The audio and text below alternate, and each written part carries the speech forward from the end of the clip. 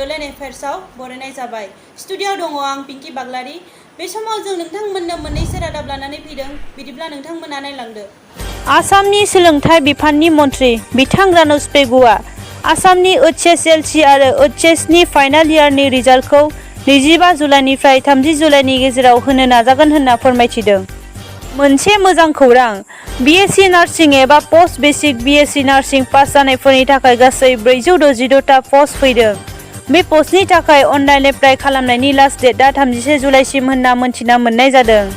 मोनथिना मोननाय बादिब्ला बिजाथिया जेबो आनजाद होनायनि गोनांथि गैया। लास्ट इयारनि मार्कशीटखौ लानानै मेरिट बेसिसआव सेलेक्शन जागोन होनना रादाबाव जों मोनथिना मोननाय जादों। आसामनि पुलिस स्टेशनफोराव थानाय पेन्डिं केसफोरखौ रिटायार्ड साब इन्सपेक्टर बिथांमोना नायबिजिरगोन होनना गाहाय मन्थ्रि डक्टर हेमन्त बिश्व शर्मा बिथाङा बुंथिनानै होदों। बिथांनि बुंनाय बादिब्ला पुलिस स्टेशनफोराव हाजार केसफोरा दासिम पेन्डिं जाना दङ। बिथांमोना बेफोर गासैबो केसफोरखौ फोजोबना कर्टआव हरनाय जागोन होनना फोरमायथिना होयो। नाथाय कर्टआ मा डिसिसन लागोन बेखौ कर्टआसो मिथिनो हागोन होनना बिथाङा फोरमायथिदों। कामरुप सोहोराव मैया डिसिएसपिजों लोगोसेयै मुस्लिम आफादखौ लाफाना 21 जुनआव जानो गोनां ईद उल जहा फोरबोखौ लानानै सावरायमेल जादोंमोन, जेराव बे फोरबोआव मोसौ बुथारनो थाखाय मुस्लिम आफादा आर'ज गाबहैदोंमोन।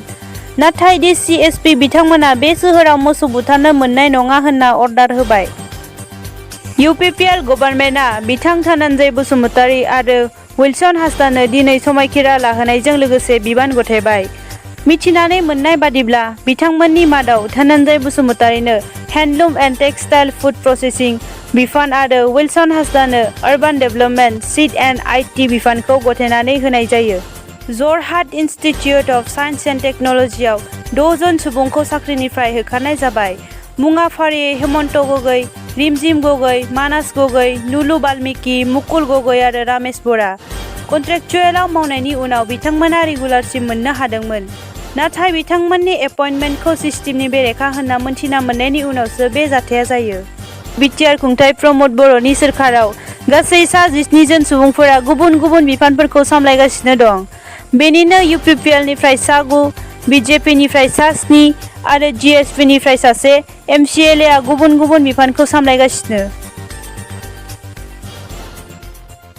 नोंथांमोना दासिमबो जोंनि चेनेलखौ साबस्क्राइब खालामाखैब्ला अन्नानै साबस्क्राइब खालामदो, मानोना बेनि गेजेरजों नोंथांमोना गोबां बाथ्रा सोलोंनो मोनगोन। गोजोन्थों।